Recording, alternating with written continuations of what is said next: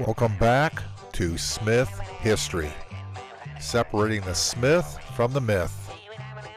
The podcast where we dig deep into the proud, glorious, and occasionally questionable legacy of the Smith family.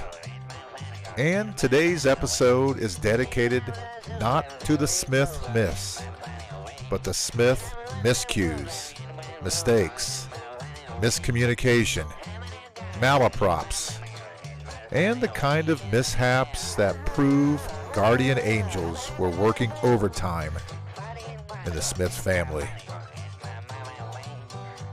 It's said that history is written by the victors, but Smith history is written by the survivors.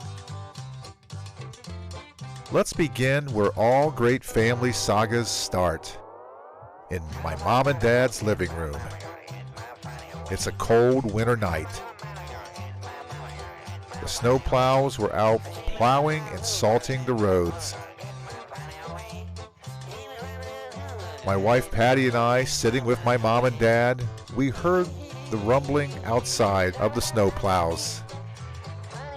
Dad leaned back in his chair, nodded wisely, and said, "Well, they're icing the roads."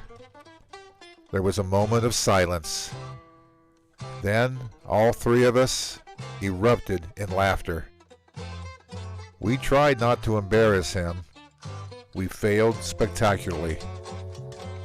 Dad, to his credit, he just nodded, as if icing the roads was a perfectly normal municipal strategy. In Smith history, malaprops were not mistakes. They were family traditions.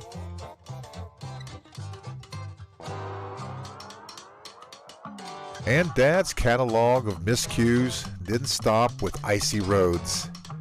Years later, Jeff took Dad out for a nice evening. Good food, good conversation, a little reminiscing. One of those quiet father and son nights that mean more than anyone says out loud. At the end of the night, Jeff brought Dad a brand new Cleveland Indians baseball cap. $25, a small investment in happiness.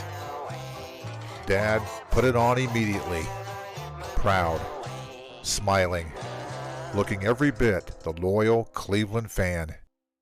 Jeff pulled up to Dad's apartment. Dad opened the car door, stepped out, and a gust of wind swept down the street. The brand new hat lifted off Dad's head, hit the pavement, and rolled swiftly away into the night like a tumbleweed in a Western movie. Jeff and Dad watched it go. Neither one chased it, because sometimes in Smith history, you just accept your fate. Dad never saw that hat again. It was the shortest ownership of a baseball cap in recorded Cleveland sports history. But Dad took it in stride, because if there's one thing the Smith men inherited, it's the ability to laugh at life's little losses. Another miscue logged in, another legend preserved. And my memories of Smith miscues began early, like 1964 early, right in the middle of Beatlemania. Mom was driving 4 boys. I was 6, F4, the twins, 2 years old, through her own hometown of Marion, Ohio. You'd think she'd know which streets were one way. You would think wrong. A police officer stopped her. She was caught. Now, most people would get a ticket, but Mom deployed one of her secret superpowers. She cried, and just like that, no ticket. Over 60 years later, I still remember, partly because it was funny, and partly because it was a foreshadowing. Because that was not Mom's last interaction with law enforcement or motor vehicles. Years later, I'm in high school. Mom picks me up after a basketball game. There's a traffic officer directing cars, holding one of those glowing orange batons. Mom drives past and knocks the light clean out of his hand. To this day, I don't remember if she got out of that ticket. I doubt it.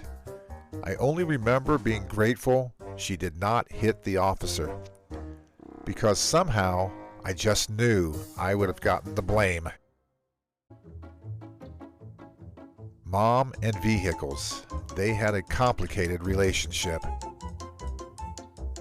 One windy day, she opened Dad's carefully maintained car door, and another gust of wind caught the door, and it flung it open past its natural limits, permanently bending the hinge. That door was never the same again. It hung slightly crooked. They could never get it completely closed. Like a reminder that in the Smith family, even car doors lived in fear. But I'm not done. There's another time.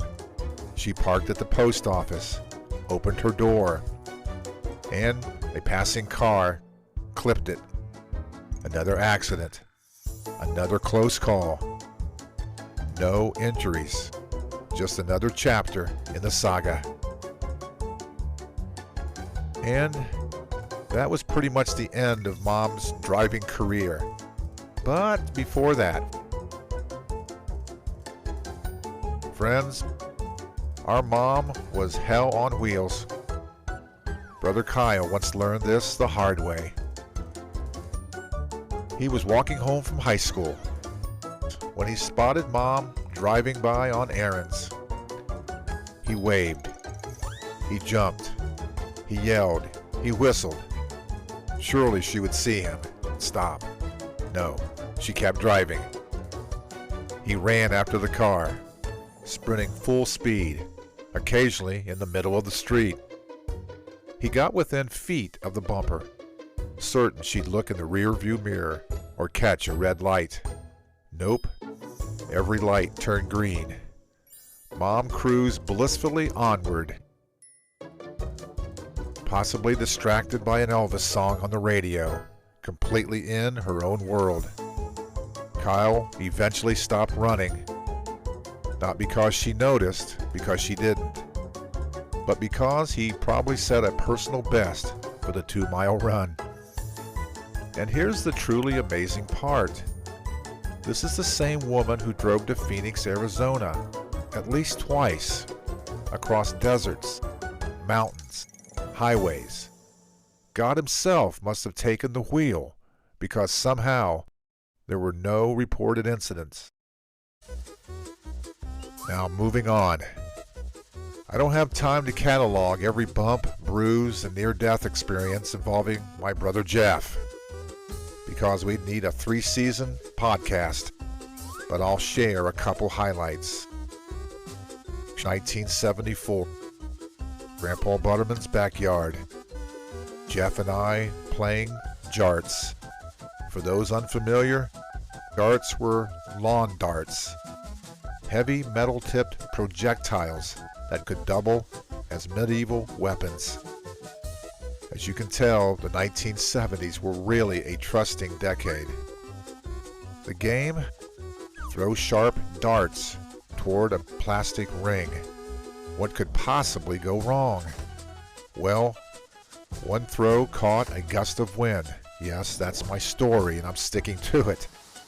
And the dart struck Jeff in the abdomen. Okay, he bled a little. And I panicked because he basically accused me of attempted murder. From then on, we switched to horseshoes, a much safer activity involving flying hunks of iron. Another time, we're at softball practice. I remember an outfielder threw a ball back into the infield toward me, but I let it go, assuming Jeff would catch it. Well, he did, right in the back of the head. At that point, I began to wonder if I was some kind of injury magnet for Jeff. His injury list grew longer than an NFL report. Then there was 1971. I call it the Anthill Incident. Jeff and his accomplice Rick. Rick was part of the infamous Twin Terrors. Well, they decided that ants were predators and needed to be eliminated. Jeff, the so-called brains of the family, poured gasoline on the anthill. Rick, at this time age 9, he held the match. What followed was a small explosion that could have burned down the house. Luckily, I was nowhere near that fiasco.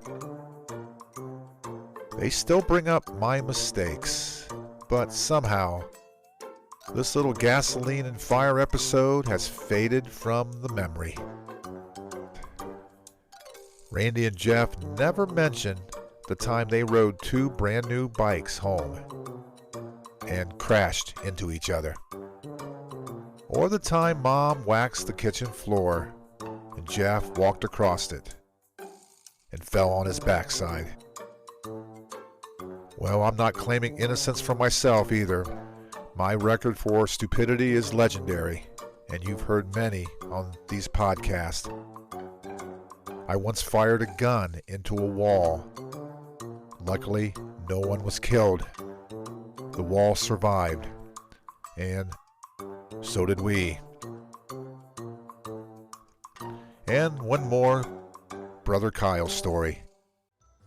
One summer, we were having a Smith family picnic at Harrison Smith Park in Upper Sandusky, Ohio. It was a peaceful day, sunshine, children playing, burgers sizzling on the grill. It's a beautiful park, and to get down to the picnic area, there's a perfectly good paved blacktop path. It even has steps. It was designed by professionals for human safety.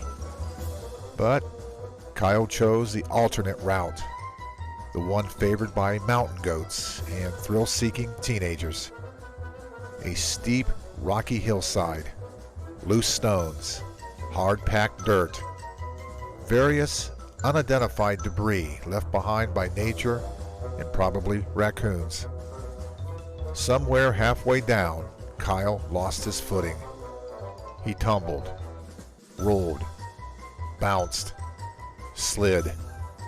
Several feet of rocks, dirt, and regret. He stood up, bloody, bruised, and shaken.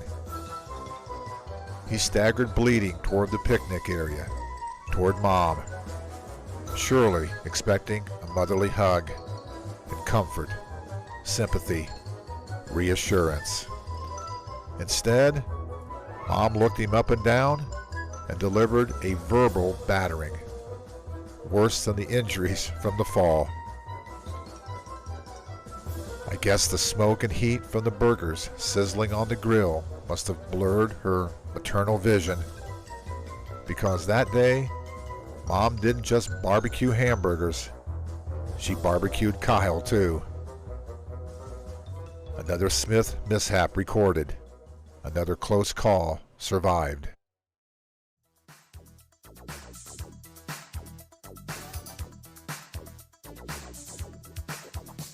Honestly, if you look at the Smith family history, it's less a family tree and more a timeline of close calls.